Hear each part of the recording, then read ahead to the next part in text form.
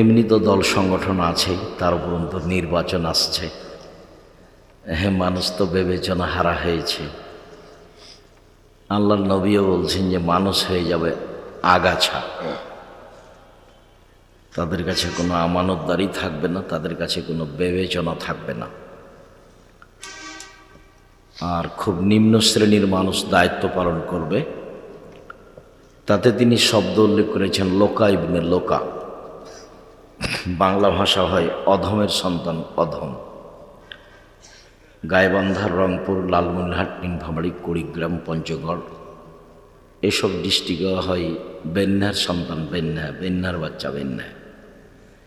চাঁপাইনবাবগঞ্জ রাজশাহীর ভাষাতে বলা যায় ছোট লোকের বাচ্চা ছোট লোক।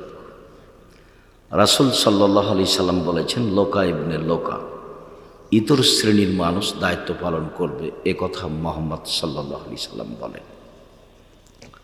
পল্লীর একজন বেদহীন অশিক্ষিত গাঁওয়ার মানুষ এসে বলল, মাতা সাপ, কিয়ামত কবে হবে? তখন আল্লাহ রাসূল বললেন, এদা জয়িয়াতিল আমানাত ফান্তাজিরি সাত, যেদিন 10-এর পয়সা নষ্ট করা হবে সেদিন কিয়ামত হবে। পল্লীর মানুষ এ ভাষা বুঝতে পারল না। পল্লীর মানুষ বলল, কাইফা ইয়াজাতুহা, 10-এর পয়সা ধ্বংস হবে কিভাবে? তখন তিনি বললেন, এজা উসসাদাল আমর যা গায়রে আহলিহি ফান্তাজিরি সাত, যখন দায়িত্ব তুলে দেওয়া হবে অযোগ্য মানুষের হাতে, তখন কিয়ামত হবে। হেড মাওলানা, headmaster, principal, vice principal, vice chancellor, chairman, member, MP, মন্ত্রী, ডিসি, এডিসি, যারা যেখানে দায়িত্ব পালন করবে, তারা যখন অযোগ্য হবে তখন 10-এর পয়সা নষ্ট হবে, আর তখনই কিয়ামত হবে, এই কথা তিনি বলেন। তাতে এখন যা পরিস্থিতি, তাতে বদনাম গীবত মানুষের কাছে বড় পাপ নয়। যদিও আজকের আলোচনা আমাদের কাছে পরকালমুখী হিসেবে অতীব গুরুত্বপূর্ণ ছিল, যাতে আমরা বুঝছিলাম যে আব্দুর রহিমের আলোচনায় শেষ আলোচনা হলে আমাদের জন্য অনেক ভালো ছিল। ভালো কথা, জাযাকুমুল্লাহ খায়ের। আমরা আপনাদের কাছে আব্দুর রহমান, আব্দুর রহিমের জন্য দোয়া চাই। আল্লাহ যেন তাদের খিদমত কবুল করেন, তাদের ইলমে রুজিতে বরকত দান করেন। আপনার ছেলে মেয়ের জন্য আমি আন্তরিকভাবে দোয়া করি। আল্লাহর রহমতের অভাব নেই। আপনি খুব জোর দিয়ে আপনার ছেলে মেয়ের জন্য কল্যাণ চাইবেন এবং জাতিকে পরকালমুখী করার জন্য ছেলে মেয়েকে শিক্ষিত করে গড়ে তুলবেন। আমার ছেলে বড় ডাক্তার হবে, এই জন্য এত পয়সা খরচ করছি। আমার ছেলে বড় ইঞ্জিনিয়ার হবে, এই জন্য এত পয়সা খরচ করছি। মূলত এমন হলে 16 আনায় মিছা হবে। আমার ছেলে জাতির কি উপকার করতে পারে, জাতির কি কল্যাণ করতে পারে, জাতির জন্য ছেলে মানুষ করার চেষ্টা করবেন। তাহলে আপনিও ইহকালে ও পরকালে সফলতা ভোগ করবেন ইনশাআল্লাহ।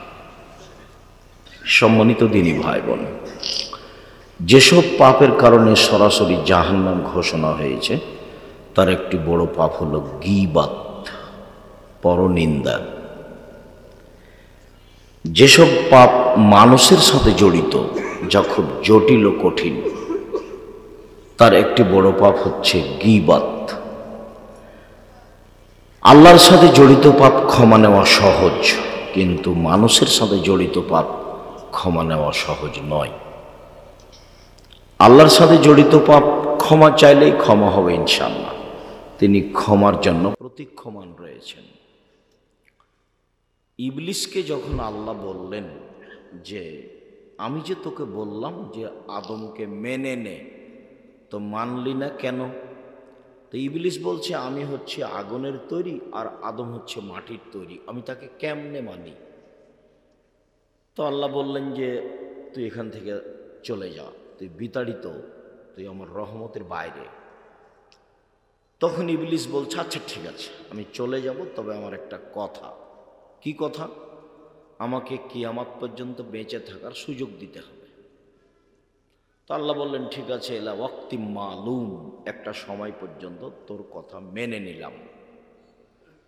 যখন আল্লাহ তার কথা মেনে নিলেন, তখন ইবলিস বলছে, দেখেন একটু বলার ঢংটা দেখেন, এই ছেলে কি দেখাচ্ছ? কষ্ট করে হলেও বসে থাকেন, মানুষের তুলনায় জায়গা কম, এখন আমরা আর কি করি? আজকের জন্য তো আর নতুন জায়গার দাবি করলে হবে না। যদিও যারা ব্যবস্থাপনা করেন তাদের কাছে আমাদের গত বছরও আন্তরিকভাবে অনুরোধ ছিল, এবছরও থাকছে যে আপনারা একটা আরও ভালো বড় ব্যবস্থা পদক্ষেপ নিবেন বলে আমরা আশাবাদী ইনশাআল্লাহ। সম্মানিত দিনী ভাই বোন, যখন ইবলিস সময় পেয়ে গেল তখন বলছে যে রব্বি, দেখেন বলার ঢং কেমন, রব্বি হে আমার প্রতিপালক, ও ইজ্জাতেকা, তোমার সম্মানের কসম, লা উগবিয়ান্নাল ইনসানা মা দামাত আরওয়াহুম ফি আজসাদিহিম, আদম সন্তানের দেহে যতক্ষণ পর্যন্ত শ্বাস থাকবে আমি ওকে পাপী করবই। ও কেমনে জান্নাতে যায় তা আমি দেখে ছেড়ে দেব। পৃথিবীতে সবচেয়ে রিক্সে আছে ইবলিস, খুব কষ্টকর জীবন কাটাচ্ছে ইবলিস। কেন? ইবলিস সর্বোচ্চ চেষ্টা বাছাই করে নিয়েছে আল্লাহর সামনে। সেটা কি? সেটা যে কোনো মূল্যে আপনাকে আর আমাকেও কোথায় নিয়ে যাবে? জাহান্নামে নিয়ে যাবে। তার একটা জোরালো দাবি, আমি একাই জাহান্নামে যাব, আদমের ছেলে মেয়েকে নিয়েই যাব। কেমনে ও জান্নাতে যায় তা আমি দেখে ছেড়ে দেব।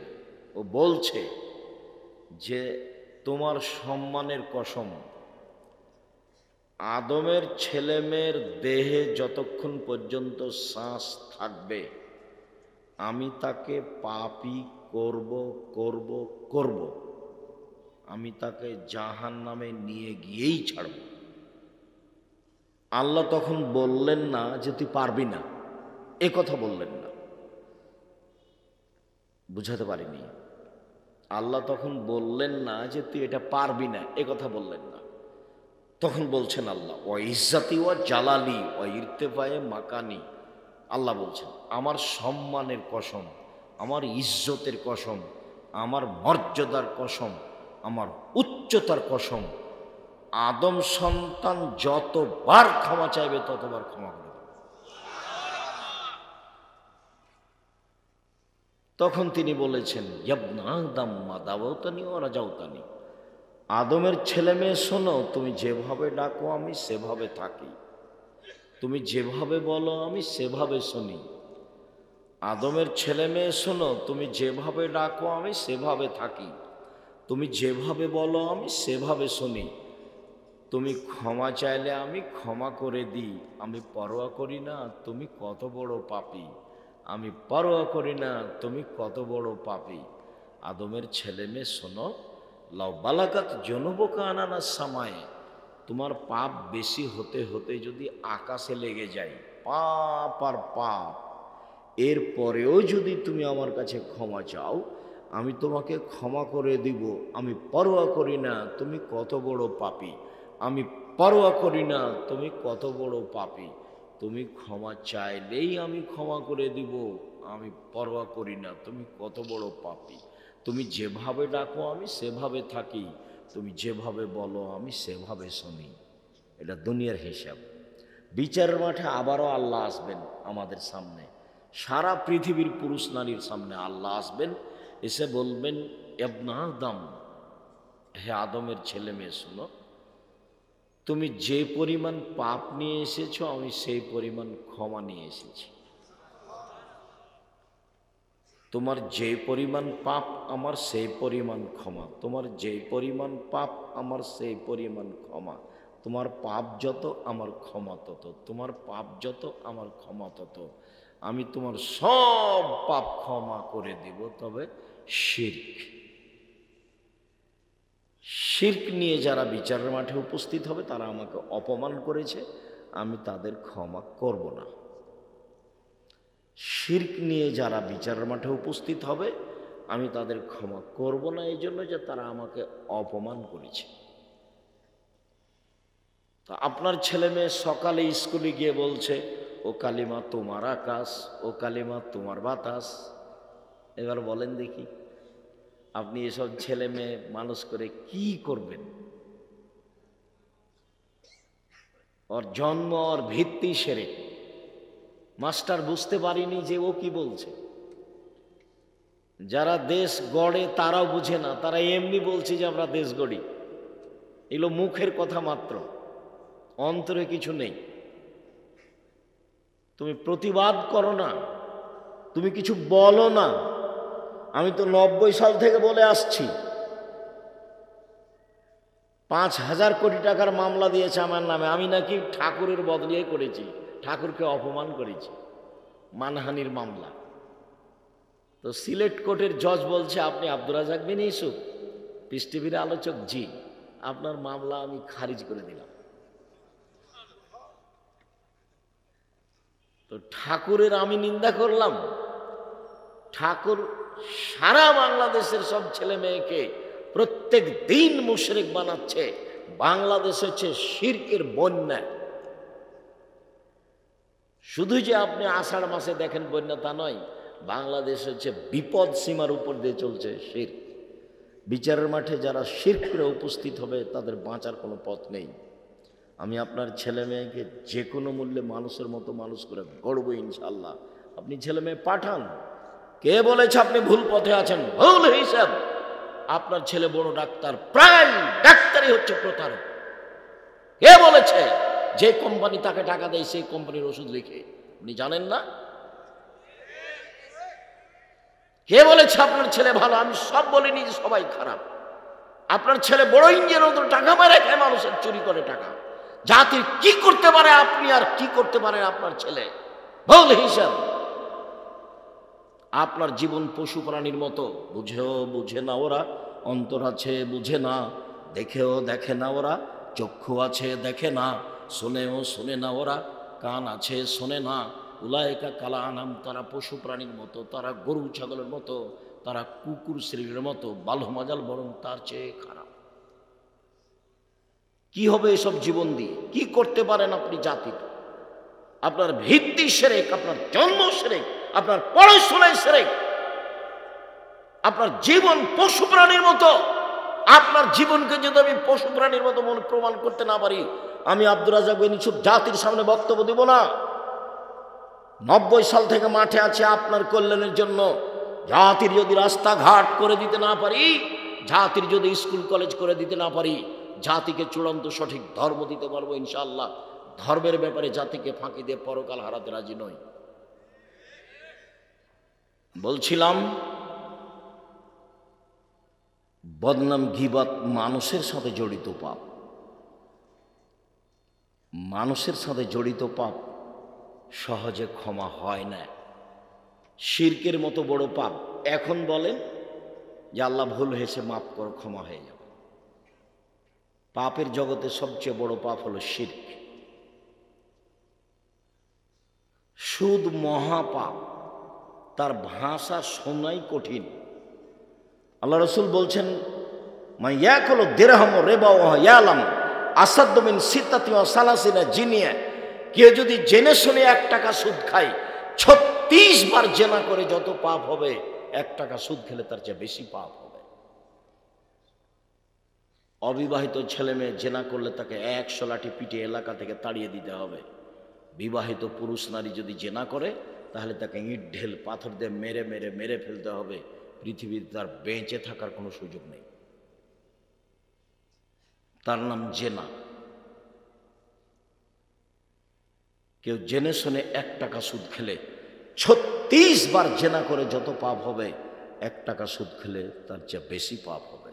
তিনি বলছেন, আর রেবা সাবুনা জুজান আইসার আহান রাজুল উম্মাহু। সুদের পাপের 70টি ভাগ রয়েছে, ছোট থেকে বড়, বড় থেকে ছোট। তার সবচেয়ে ছোট পাপ হলো মার সাথে জেনা করলে যেমন পাপ হয়। এ কথা আমি বলিনি, এ কথা মুহাম্মদ সাল্লাল্লাহু আলাইহি ওয়াসাল্লাম বলেছেন। হাদিস 1450 বছর থেকে হাদিস গ্রন্থ আছে। দেখেন উপদেশ বইয়ে দেখেন সুদ ঘুষ লেখা আছে।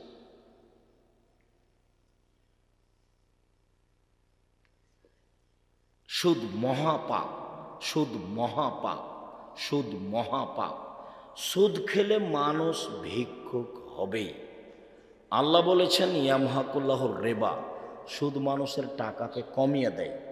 আর আল্লাহ রসুল বলেছেন ইন্নার রিবা ওয়া ইন কাসরা ফাইন আকিবাতুহু তাসিরু ইলা কাল্লিন।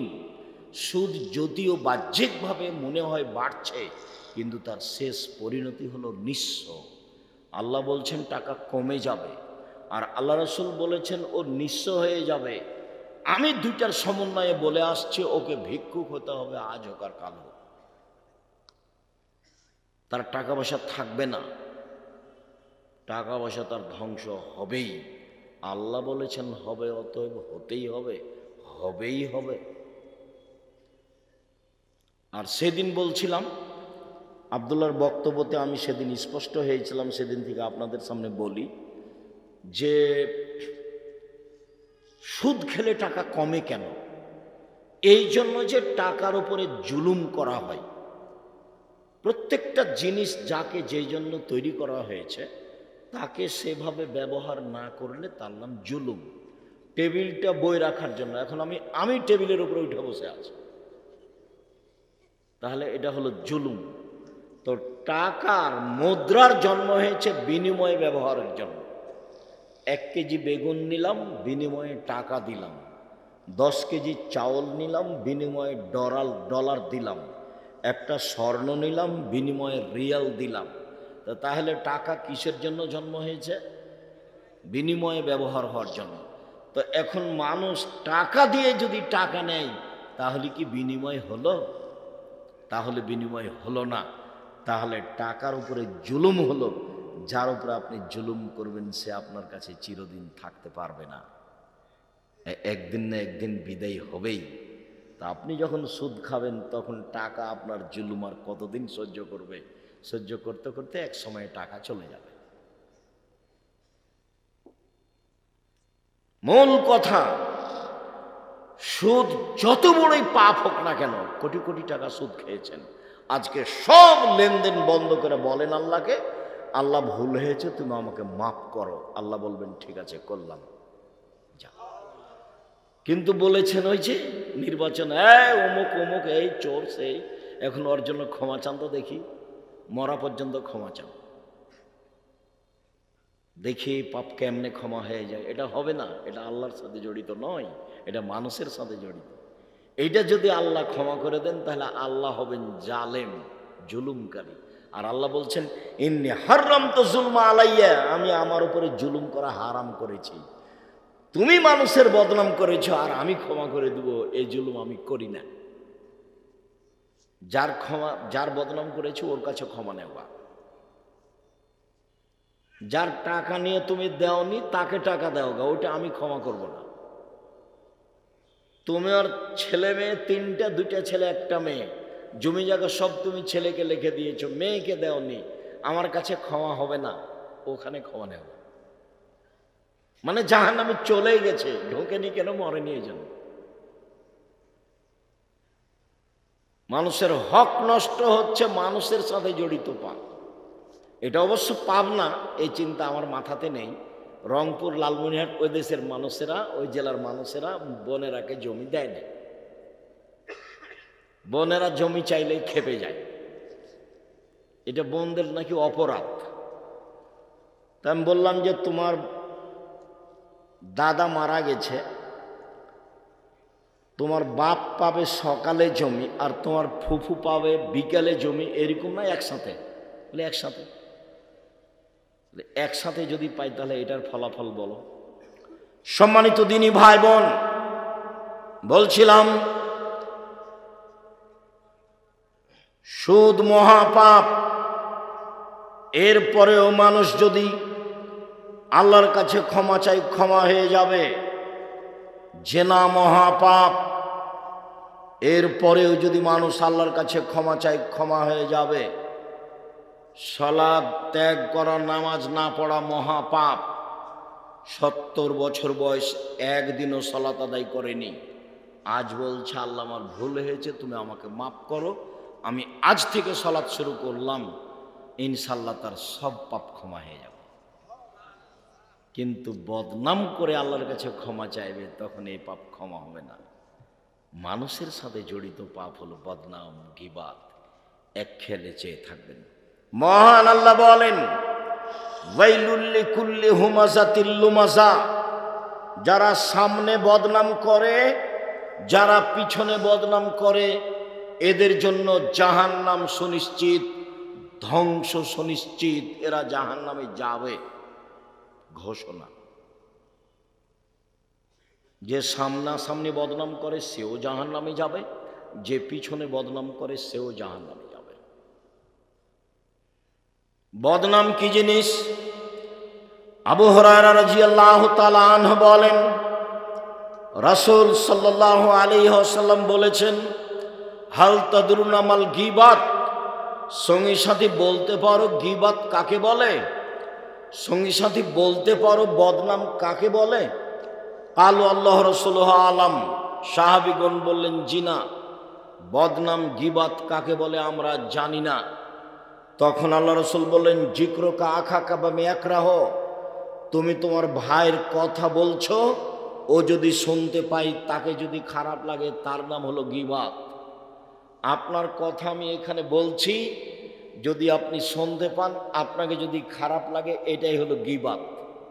তা আপনার যদি আমি সুনাম করি, তাহলে কি আপনাকে খারাপ লাগবে?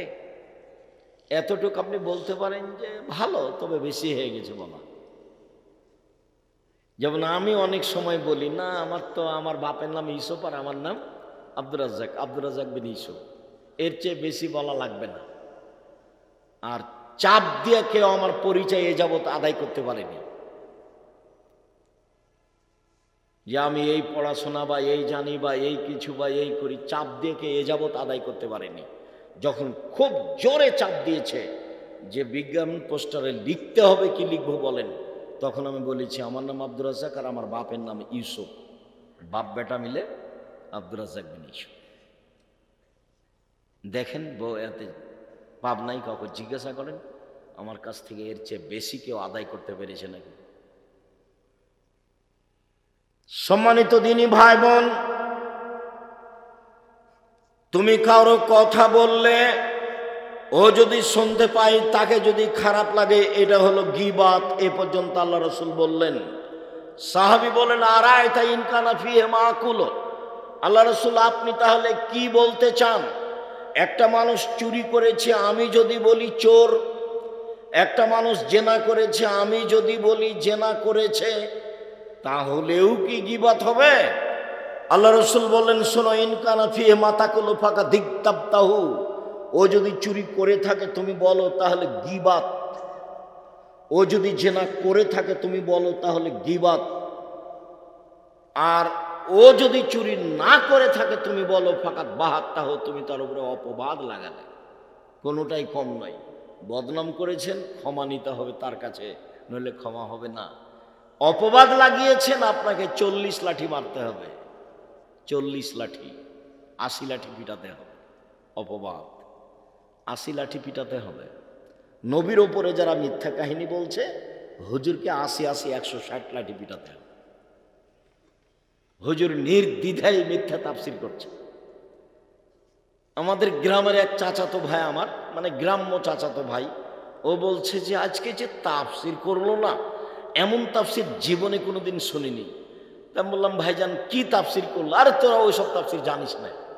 আচ্ছা ঠিক আছে, জানি না তো একটু বলবেন তো কি তাফসীর করলো? বলেন। তোরা জানিসই না তো কি করবো? বলেন না কি করবো? তো এখন বলছে, এখনো বলছে যে আদম আলাইহিস সালাম ঘুম থেকে উঠে দেখলেন খুব সুন্দরী নারী পাশে, তিনি হাত বাড়ালেন, তখন ফেরেশতা বলছেন থামেন। তো আদম আলাইহিস সালাম বলছেন কেন? তো ফেরেশতা বলছেন মোহর দিতে হবে, মোহর। তখন আদম আলাইহিস সালাম বলছেন মোহর আবার কি? তাহলে মুহাম্মদ সাল্লাল্লাহু আলাইহি সাল্লামের উপরে 1000 বার দুরূদ পড়ে দিতে হবে, এটা হলো মোহর।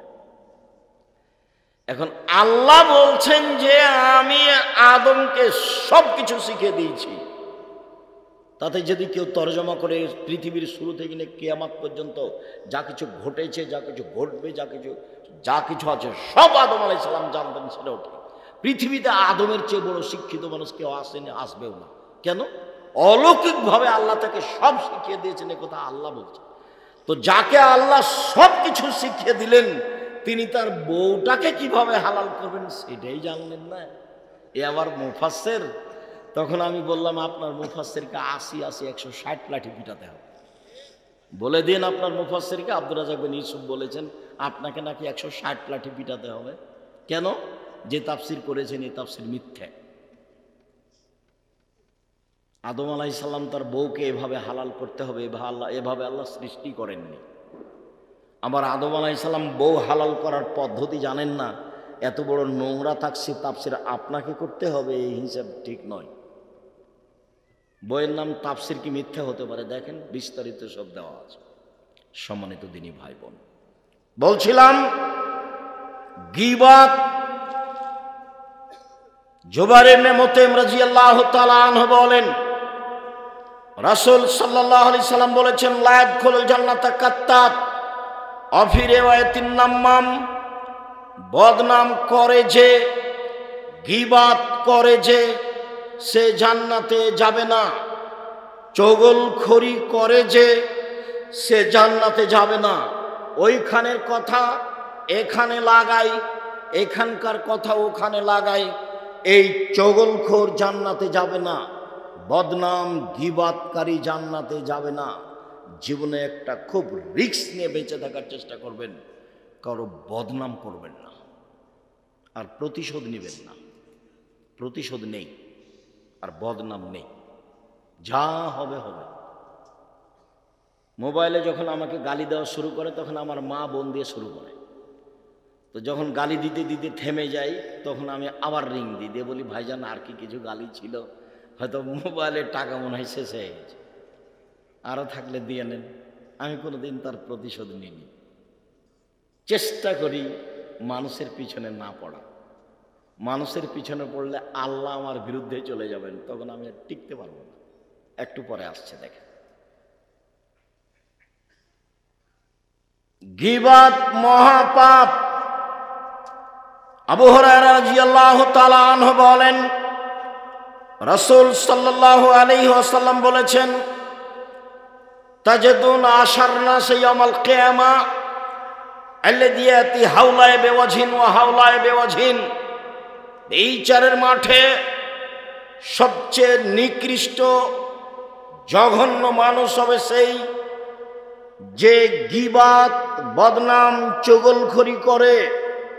এখানে আসে এক কথা বলে, ওখানে যায় আর এক কথা বলে। এ হলো মানুষের মধ্যে সবচেয়ে নিকৃষ্ট খারাপ মানুষ, এ জান্নাতে যাবে না। আনাস রাদিয়াল্লাহু তাআলা আনহু বলেন, রাসূল সাল্লাল্লাহু আলাইহি ওয়াসাল্লাম বলেছেন, মান কানা লাহু জাওয়াজান কানা লাহু ইয়াউমাল কিয়ামা লিসানান। যে ব্যক্তি দুনিয়াতে মানুষের বদনাম করবে, গীবত করবে, বিচারের মাঠে তার দুইটা জিহ্বা হবে আগুনের। কি বুঝলেন এই হাদিসটা? যারা মানুষের বদনাম করে, বিচারের মাঠে তার মুখে কয়টা জিহ্বা হবে? দুইটা, আগুনের। কি হতে পারে অবস্থা? এই ছেলে, দেখো তো ওখানে ভিতরে দু একটা মানুষ আসছে যাচ্ছে, কেন? ওটা বন্ধ করতে হবে। দয়া করে আপনি আমার প্রয়োজন দেখায়েন না, আমি আপনার প্রয়োজন দেখতে চাচ্ছি না। আপনাকে আমি সম্মান করতে চাচ্ছি, আপনাকে আমি মানুষ মনে করছি, পশু প্রাণী মনে করি না। আপনি নিজেকে কেন মনে করছেন? কেন চা খেতে গেলেন? কেন আপনি এখন মিষ্টি কিনতে গেলেন? আজকেই চা খেতে হবে, এখনই মিষ্টি কিনতে হবে। এত বড় নিম্ন শ্রেণীর মানুষ আপনাকে আমি মনে করিনি। এটা পাবনা এবং শহর, বুদ্ধি আছে। এত নিম্ন শ্রেণীর, ইতর শ্রেণীর মানুষ আপনাকে আমি মনে করিনি। আপনাকে আমি হুঁশিয়ার, বুদ্ধিমান মানুষ মনে করি। অতএব রাসূল সাল্লাল্লাহু আলাইহি সাল্লামের কথা, আল্লাহর কথা যতক্ষণ চলছে, নিজেকে আপনি মূল্যায়ন করিয়েন না, এই কথারই দাম দেন, ভালো হবে। মহান আল্লাহ বলেন, ইয়া আইয়ুহাল্লাযীনা আমানু ইজতানিবু কাসীরাম মিনাজ-যান, পৃথিবীর মানুষ, তোমরা মানুষের উপরে বেশি বেশি ধারণা করা খারাপ ধারণা থেকে বেঁচে থাকো। ইন্না বাদাদান ইসম, নিশ্চয় কিছু ধারণাতে পাপ হয়। ধারণা করিও না ও এই করেছে মনে হয়, ও এই বলেছে মনে হয়, ধারণায় পাপ হয়।